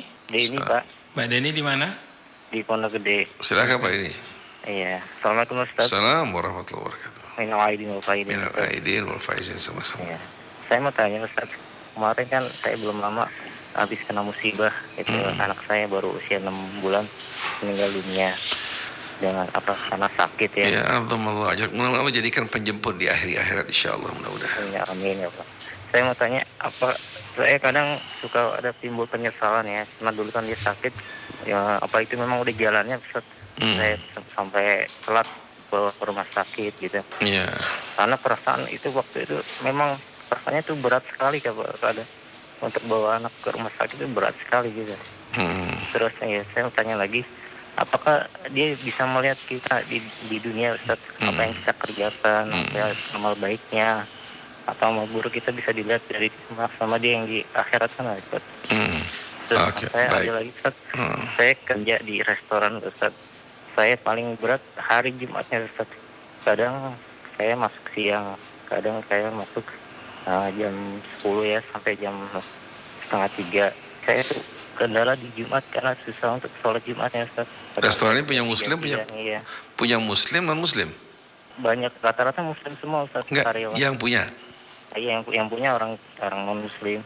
Kita sebagai seorang muslim punya hak untuk mengajukan permintaan pada pihak restoran. Saya sudah berusaha ya sama atasan saya, Pak, saya mohon setiap hari Jumat saya minta siang atau libur. Saya selalu ngomong kayak gitu ya, tapi kadang dikasih, kadang nggak dikasih gitu. Nanti seorang muslim punya hak untuk menjalankan agamanya dilindungi oleh negara. Anda bisa minta, saya minta pada jam sholat, saya sholat, setelah itu saya kembali lagi, kalaupun ditambahkan jam kerjanya sesuai dengan waktu yang saya tinggalkan. Betul enggak? Nah, kembali kepada pertanyaan pertama tadi. Seandainya saudara Dani ya bawa ke rumah sakit pun, anak tersebut kalau sudah tiba saat ajalnya di rumah sakit tidak akan mampu memperpanjang usianya. Jadi tidak perlu digerogoti oleh penyesalan. Adapun apakah dia dapat melihat di tempat penantian dia, Anda juga tidak perlu risau dalam masalah ini, karena ini tidak menyangkut tugas kewajiban anak tersebut untuk tahu. Tapi yang jelas saudara Denny, insya Allah di hari akhir nanti kalau bersabar, bertakwa pada Allah, tentu datang jemputan di padang mahsyar nanti yang amat indah. Tahu-tahu orang tersebut yang menjemput adalah anak Anda yang selama ini dilepaskan pada masa-masa bayi. Mungkin Allah memilihnya karena tidak ingin anak tersebut di saat dewasa nanti melakukan perbuatan-perbuatan yang buruk yang akan datang merugikan, seperti dalam kisah Ashabul Kahfi. Wafatnya pada usia kecil berarti menyelamatkan dia, menyelamatkan juga sudah ada nih. Mudah-mudahan dapat pengganti yang lebih baik lagi. Ini Allah. Baik, ini SMS. Ustadz, apakah boleh orang yang sakit keras yang katanya pernah memakai ilmu hitam itu bisa dihilangkan dengan cara ruqyah? Bismillahirrahmanirrahim. Orang yang menggunakan ilmu hitam tidak bertaubat pada Allah, ruqyah tidak akan berguna baginya. Orang yang berguna ruqyah baginya itu kalau orang-orang yang terkena gangguan-gangguan syaitan tanpa diundang datang masuk ke dalam dirinya. Tapi kalau diundang datang masuk ke dalam dirinya sampai akhir hayat, waliyadzubillah, amat sulit bagi orang seperti itu diobati. Orang yang pakai susuk sebelum ajal, cepat-cepat susuknya dicabut. Karena kalau sampai dia pakai sampai meninggal dunia, termasuk orang-orang yang mempersekutukan Allah Subhanahu wa Ta'ala, karena susuk yang diletakkan pada tubuh juga dengan kerjasama melalui kerjasama jin dan syaitan. Ruqyah bagi orang-orang yang terkena mata, yang terkena gangguan, yang terkena penyakit, dan tidak ada hubungannya dengan undangan yang disampaikan pada syaitan untuk masuk ke dalam dirinya. Ruqyah semacam ini insya Allah akan menyembuhkan dirinya. Tapi orang yang melakukan ilmu syaitan tidak bertobat, ruqyah yang dibacakan tidak akan berguna. Karena apa artinya doa dari luar kalau dari dalam dia mempertahankan dirinya. Wallahu a'lam. Ya, selanjutnya dari Ibu Wardah. Anak saya meninggal setelah lahir 2 hari, tapi kami tidak mengadakan tahlilan sampai sekarang. Usia kematiannya sudah 4 tahun. Bagaimana menurut Ustadz? Apakah kami jadi berdosa? Sama sekali tidak berdosa, karena tahlil bukan merupakan satu kewajiban, apalagi anak tersebut merupakan anak yang masih usia 2 hari. Yang butuh doa bukan yang meninggal pada usia 2 hari, yang butuh doa malah kita orang tuanya. Orang tuanya yang butuh berdoa, banyak istighfar, banyak mendekatkan diri pada Allah, banyak betul-betul beramal soleh. Ini yang kita perlukan, sedangkan anak tersebut masih suci dan bersih, sebagaimana dia lahir belum melakukan perbuatan dosa. Wallahu a'lam. Dari Dodi di Cilengsi, Pak Ustadz, apakah ada pengajian rutin bapak-bapak atau ibu-ibu dan anak-anak di Radio Silaturahim? Hari apa, jam berapa? Masih adakah sekolah Islam yang murah dan terjangkau? Saya menilai saat ini sekolah-sekolah Islam atau pesantren sangat mahal, sehingga bagi orang kecil seperti saya agak kesulitan. Bismillahirrahmanirrahim. Berkaitan dengan pengajian, biasa kita adakan 2 minggu sekali di radio, tapi belum kita mulai kembali. Insya Allah tinggal tunggu kabarnya nanti dari pengumuman. Adapun berkaitan dengan sekolah Islam memang merupakan satu persoalan. Hampir kebanyakan sekolah ini money oriented. Uang yang dicari. Walaupun dengan berpakaian Islam dan lain sebagainya, terkadang mereka berlomba-lomba untuk mengejar materi. Akhirnya anak-anak menjadi sapi perahan. Yang didengar anak pulang, mesti bayar ini, mesti itu, mesti ini, mesti itu. Tiap anak pulang sekolah disampaikan pada ibunya, ibunya mules. Bapaknya juga akhirnya pusing mendengar harus ini, harus itu, terlalu banyak pengeluaran. Akhirnya membuat betul-betul ini menambah penderitaan bagi rakyat. Oleh karena itu kita berharap sekolah-sekolah Islam ini mendapatkan tunjangan dari pengusaha-pengusaha konglomerat untuk meringankan derita yang dialami oleh para guru-guru yang tidak mendapatkan kecukupan gaji mereka. Biasanya kalau sekolah-sekolah murah, muridnya juga kumuh. Kalau sekolah-sekolah mahal yang dipenuhi dengan kendaraan mewah, itu sekolah-sekolahnya biasanya dengan berbagai macam pembiayaan yang cukup tinggi, penampilan, show dan lain sebagainya. Biasanya ilmu yang dipelajari sifatnya sedikit manfaatnya dibandingkan manfaatnya. Dan orang tersebut terdiri dari mulai kecil untuk betul-betul berpegang pada ideologi materialisme. Idealisme hanya merupakan ucapan dan tutur kata. Dan biasanya kalau naik jadi pejabat nanti, nggak beda dengan pejabat-pejabat sekarang. Pakaiannya rapi, kalau perlu ada jenggotnya di dagu. Tapi Islamnya sama sekali tidak kelihatan. Tutur katanya, perbuatannya, sikapnya, kebersihannya. Orang lain terima suap, dia juga hobi disuap. Kalau perlu malah jangan sesuap, 2 suap, lebih banyak lagi. Ini merugikan betul-betul bagi kita umat Islam. Apalagi kalau sampai sekolah-sekolah Islam juga memberikan contekan buat murid-muridnya karena takut nanti dia punya rating turun. Nah, kalau sekolahnya pakai nama Islam dan lain sebagainya, mengizinkan muridnya untuk mencontek, bukan mendidik muridnya untuk dapat menjawab ujian dengan baik, lebih bagus tutup saja sekolahnya. Jangan pakai nama Islam, pakai nama yang lain. Jadi saya berharap mudah-mudahan di masa akan datang hati orang-orang yang diberikan uang punya rasa amanat dan terpanggil untuk betul-betul menginfakkan harta mereka dalam mengembangkan pendidikan umat, membuat mereka mampu bersaing, tapi dengan beban yang ringan bagi para pekerja kecil. Wallahu a'lam. Selanjutnya dari Abu Hafiz di Bekasi, saya pernah membaca bahwa hadis tentang keutamaan surat Yasin. Apakah hadis ini palsu? Benarkah demikian?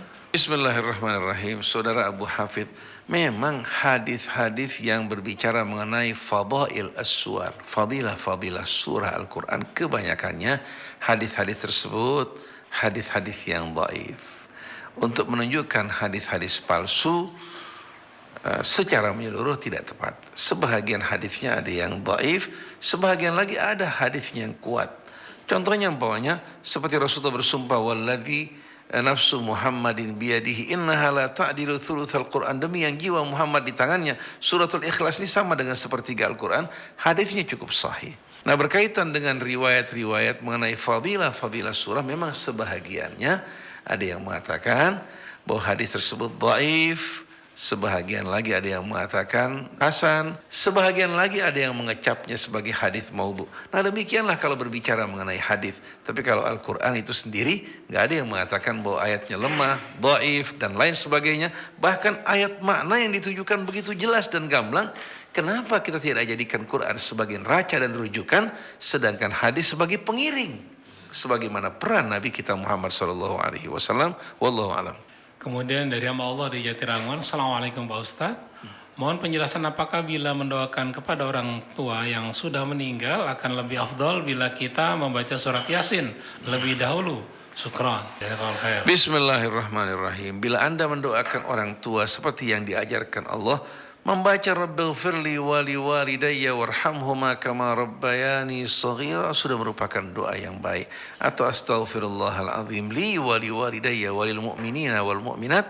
Tapi kalau orang membaca doa Yasin, membaca doa termasuk mengerjakan amal soleh, setelah membaca Yasin kemudian kita berdoa Rabbighfirli wali walidayya warhamhuma kama rabbayani shaghira, juga saya tidak berani menghalangi karena ini merupakan tawassul dengan amal soleh, baik dengan sedekah, membaca Al-Quran, merupakan satu hal yang tidak ada larangannya dalam hal ini. Tapi dengan membaca Rabbighfirli wali walidayya warhamhuma kama rabbayani shaghira merupakan satu hal yang cukup. Wallahu a'lam. Ya, kemudian dari Aboy, ada berita di Newsfeed, Al-Quran jadi dibakar tanggal 11 September 2010 kemarin di Springfield, Amerika oleh dua pendeta, yaitu Bob Alt dan Danny Allen. Mereka mengingatkan aksi mereka. Adakah pesan dari Tuhan? Benar tidak berita ini? Jika benar, bagaimana reaksi umat Islam? Bismillahirrahmanirrahim. Ini merupakan isu dan berita yang kita dengar. Kebenarannya wallahu alam sampai di mana. Tapi yang jelas, bila terbukti memang dilakukan oleh pihak pendeta di Amerika, ini menunjukkan kepada kita sebetulnya seperti apa yang Allah katakan. Ha antum haula'i tuhibbunahum wa la yuhibbunakum wa tu'minuna bil kitab kulli. Wa idza laqukum qalu amanna wa idza khalau 'addu 'alaikumul anamila minal ghaidh qul mutu bi ghaidhikum. Kalian mencintai mereka, mereka enggak cinta pada kalian. Kalian beriman kepada seluruh kitab dan seluruh nabi, sedangkan mereka hanya beriman kepada sebahagian, menolak untuk beriman kepada sebahagian yang lain. Kalau mereka menjumpai kalian, mereka mengatakan kita ini sama-sama orang yang beriman pada Tuhan. Tapi kalau mereka jauh dari kalian, mereka akan gigit jari-jari mereka penuh kebencian terhadap kalian. Katakan, matilah kalian dengan kegeraman dan kemurkaan kalian. Hampir kita tahu semua, kita orang-orang Islam, apabila kita mayoritas, kita akan jaga kehormatan orang di luar Islam. Nggak boleh mengganggu rumah ibadah mereka, kebebasan beragama mereka, tidak boleh kita ganggu. Tapi kalau mereka kuat, jangan harap umat Islam akan betul-betul aman dari gangguan mereka. Mereka selalu mengatakan bahwa mereka kampion demokrasi, mereka berjuang untuk kebenaran, keadilan, kebebasan beragama. Tunjukkan mana kebebasan beragama di negara-negara barat. Orang berjilbab diancam, dipojokkan, disisihkan. Kalau di tengah-tengah mayoritas Islam, orang-orang non-Islam mempunyai tempat di parlemen, di pemerintahan, dalam bidang ekonomi. Coba tunjukkan bagaimana orang-orang Islam di negara-negara mereka. Kita lihat apa yang terjadi peristiwa HKBP kemarin di Bekasi. Mereka selama ini tidak memiliki izin. Kemudian ingin membangun gereja di lingkungan mayoritasnya beragama Islam. Bertentangan dengan undang-undang negara. Melakukan tindakan-tindakan memancing emosi masyarakat. Ini perbuatan yang tidak benar.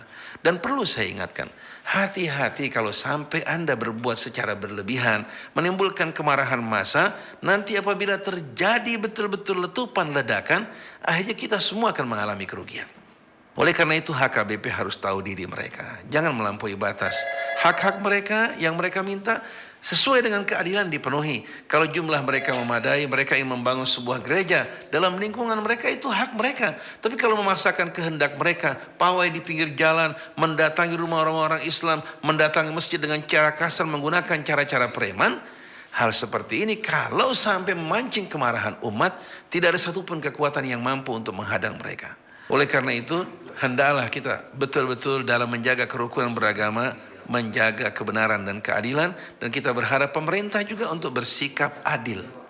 Jangan karena takut pada ancaman dari pihak luar dan lain sebagainya, bersikap tidak adil kepada sebahagian rakyatnya, dan ini akan menimbulkan betul-betul kebencian dan melahirkan letupan-letupan yang akan dapat digunakan oleh orang-orang yang tidak menginginkan kedamaian, kebaikan bagi negeri ini untuk melakukan tindakan-tindakan pengerusakan yang sama sekali tidak kita inginkan. Kita menginginkan Indonesia betul-betul menjadi negara yang menjunjung tinggi kebebasan beragama, hak asasi manusia, tapi bukan dengan mengorbankan hak-hak mayoritas. Wallahu a'lam.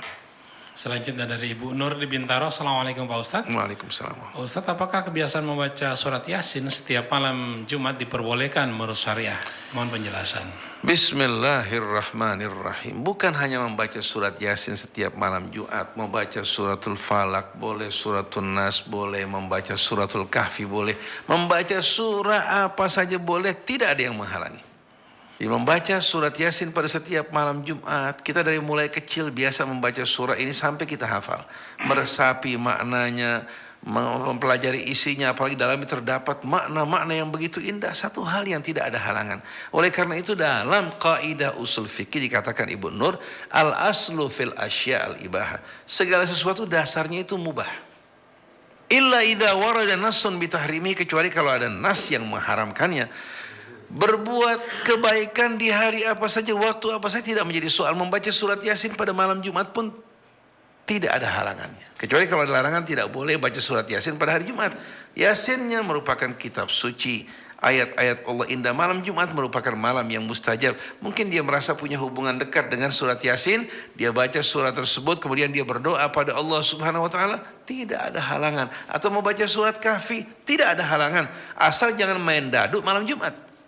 Asal jangan main sintir malam Jumat. Asal jangan nonton televisi sinetron malam Jumat. Jadi masalahnya yang haram-haram, yang halal-halal, yang mubah-mubah, yang mustahab-mustahab. Dan kalau dilakukan pada waktu tertentu tidak ada persoalan sama sekali. Kecuali kalau dia mengatakan dia wajibkan atas dirinya, keluarganya, orang untuk baca Yasin malam Jumat. Nah, mewajibkannya ini merupakan satu hal yang beda. Tapi membaca surat Yasin, Al-Kahfi dan lain sebagainya tidak ada halangan. Kalau mereka mengatakan, wah itu kan bid'ah menyangkut urusan akhirat saja Ustadz. Adapun menyangkut urusan apa? Kalau urusan dunia bebas kita melakukan apa saja. Ini semua ucapan orang yang tidak memahami ajaran Islam yang sebenarnya. Amal dunia, amal akhirat bukan dilihat dari membaca Quran atau bermain gafleh. Amal dunia itu termasuk kalau orang ngaji, orang belajar ilmu agama, orang mengajar, tapi yang dituju dunia bukan keridhaan Allah, itu namanya amal duniawi. Tapi orang kalau belajar fisika, kimia, matematik, belajar ilmu pengetahuan umum, tapi untuk kepentingan, kebaikan manusia, keadilan, dan membangun betul-betul kekuatan bagi umat Islam, itu namanya amal agama dan amal akhirat. Jadi jangan dilihat dari jenis amalnya, niat dan tujuan menentukan. Oleh karena itu orang belajar kimia, fisika, bahkan belajar bahasa Inggris, kalau tujuannya karena Allah untuk membangun kekuatan Islam, itu namanya amal akhirat. Sholat bisa jadi amal duniawi. Begitu pula mengaji Al-Quran bisa jadi amal duniawi kalau tujuannya untuk tujuan-tujuan duniawi. Jadi semua argumentasi mereka argumentasi yang lemah, tidak berdasar. Untuk memisahkan antara amal dunia sama akhirat pun mereka dalam keadaan betul-betul ngawur, bingung, tidak tahu. Terkadang mereka ngaco ke sana, ngaco kemari. Jadi kalau kita lihat, kenapa orang yang baca Yasin diganggu? Kenapa orang yang baca Kahfi diganggu? Kenapa orang yang bermaksiat terang-terangan merusak agama Allah, kehormatan orang dibiarkan? Narkoba merajalela, kenapa nggak diperangi habis-habisan? Yang diserang justru orang yang lagi sholat di masjid, yang lagi ngaji, yang rukun tadarus Quran, bid'ah. Bayangkan, tadarus Quran bid'ah. Baca Shadaqallahul Azim hanya merupakan sebuah ungkapan kekaguman, rasa yakin akan kebenaran Allah, bid'ah. Jadi kalau kita lihat, ini banyak orang-orang yang memang jiwanya kerdil, sempit, kecil, menghabiskan waktu dalam urusan seperti ini. Jadi Ibu Nur, tidak ada masalah kalau orang ingin membaca Al-Quran malam Jumat, baik surat Yasin, surat Kahfi, suratul Rahman, sampai dalam sebuah riwayat Imam Ali membaca suratul Ikhlas dari mulai malam hari sampai pagi hari. Dan terkenal Sa'ad bin Mu'adz, waktu dia meninggal dunia disolatkan oleh 70.000 malaikat. Lalu Rasulullah mengatakan, malaikat turun menyolatkan Sa'ad bin Mu'adz, Zaimul Ansar, diantaranya karena cintanya pada suratul Ikhlas. Jadi orang punya kesan tersendiri. Ayat Quran itu bagaikan hidangan. Ada orang yang suka memilih ini, memilih itu, asal tidak menolak sebahagian, mengimani sebahagian. Tapi kalau dia cinta pada surat Yasin, cinta pada suratul Rahman, cinta pada suratul Kahfi, bukan cinta pada yang batil, cinta pada satu hal yang indah. Wallahu a'lam. Dari Ikhwan di Jagorawi, Assalamualaikum Pak Ustadz. Hari ini Yusuf Qaradawi di Republika menyampaikan tentang fatwa wanita boleh bernyanyi dengan syarat tertentu dan menimbulkan perdebatan di Timur Tengah. Bagaimana menurut Quran Ustadz mengenai wanita bernyanyi? Bismillahirrahmanirrahim. Kalau saya belum baca langsung fatwa Yusuf Qaradawi dari tulisan dia atau dari situs dia. Tapi kalau yang dimaksudkan dengan ucapan Syekh Yusuf Qaradawi, wanita boleh menyanyi di kalangan wanita dengan nyanyian yang sopan, kemudian tidak menjurus ke arah yang diharamkan Allah, hanya di kalangan wanita saja, tidak di kalangan laki-laki. Karena terkadang bagi seorang laki-laki mendengarkan wanita bernyanyi, mendayu-dayu, membuat akhirnya semua kekhusyuan hatinya hilang, terbayang dengan bayangan-bayangan yang bermacam-macam. Oleh karena itu inilah merupakan salah satu rahasia kenapa perempuan tidak boleh jadi imam sholat di belakang laki-laki. Kalau laki-laki makmum di belakang perempuan, laki-laki bukan mendengarkan ayat Allah yang dibacakan, akhirnya yang terbayang keindahan suara perempuan tersebut sama bayangan tubuhnya, rusak sholatnya semuanya. Jadi kalau wanita bernyanyi, berpantun, membacakan katakan selawat-selawat di kalangan kaum wanita sesama mereka dan tidak menimbulkan fitnah, tidak keluar dari adab dan sopan santun Islam, kita tidak berani menghalangi dalam hal ini. Tapi kalau maksudnya dia bernyanyi di muka umum di televisi sambil menggoyangkan tubuhnya, ya jelas-jelasan bahwa ini perbuatan yang diharamkan. Dan saya tidak yakin Syekh Yusuf Qaradawi akan mengeluarkan fatwa seperti ini. Wallahu a'lam. Dan kita berbaik sangka kepada ulama-ulama kita yang soleh. Wallahu a'lam. Demikianlah kerabat kerja kita, Saudara Sultan Hasanuddin. Mudah-mudahan jadi pejuang yang melanjutkan perjuangan Sultan Hasanuddin. Dan Saudara Muhammad Krishna yang selama ini mendampingi kita bersama-sama dalam perjuangan, mudah-mudahan dipanjangkan umurnya, disehatkan badannya, diteguhkan keimanannya, dan dapat mengudarakan dakwah-dakwah Islam yang merancang dan membawa ke arah persatuan. Hanya dengan satu Islam, tidak bergolongan, tidak bersekte-sekte, tidak berkelompok-kelompok. Kita mau ingin buang nih golongan sama kelompok, biar diambil sama orang di luar Islam. Sedangkan untuk Islam hanya satu Islam, saling mencintai, saling menghargai, menghormati satu dengan lainnya. Demikian pula saudara kita Haidar, Syahab, dan saudara kita rekan-rekan yang berada di luar, dan seluruh jamaah rekan tetangga di Kalimanggis yang saya cintai, seluruh para pendengar, semoga Allah Subhanahu wa taala memberikan kita ilmu yang bermanfaat. Kalau ada kata-kata yang tidak senonoh, ucapan yang tidak tepat, atau ada kata-kata yang keluar dari kebenaran, mudah-mudahan Allah mengampuni dan menghapuskan semua itu dari ingatan hadirin sekalian. Kalau ada kebaikan, mudah-mudahan Allah menerimanya. Dan sebelum orang lain mengerjakan, saya mengerjakan terlebih dahulu. Dijauhkan dari riya, kecongkakan, kesombongan, dan bangga diri. Subhanakallahumma wa bihamdik, asyhadu an la ilaha illa anta, astaghfiruka wa atubu ilaik. Wal afu minkum. Wassalamualaikum warahmatullahi wabarakatuh. Waalaikumsalam warahmatullahi wabarakatuh. Pembahasan mengenai surat Yasin mulai dari ayat 1 sampai dengan ayat 12, juga pelajaran mengenai akidah. Dan mohon maaf untuk Anda yang SMS-nya belum terjawab karena banyak sekali SMS yang masuk ya. Saya Muhammad Krishna, juga Anton Hasanuddin, mohon pamit. Wabillahi taufiq wal hidayah. Wassalamualaikum warahmatullahi wabarakatuh.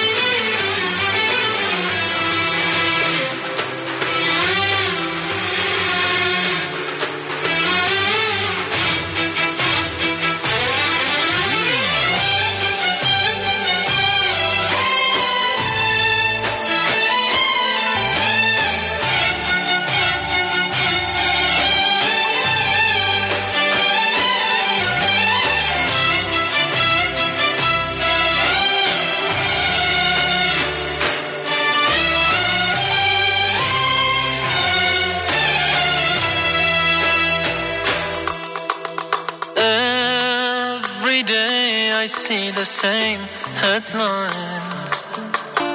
Crimes committed in the name of the divine. People committing atrocities in His name. They murder and kidnap with no shame. But did He teach hatred, violence, or bloodshed? No.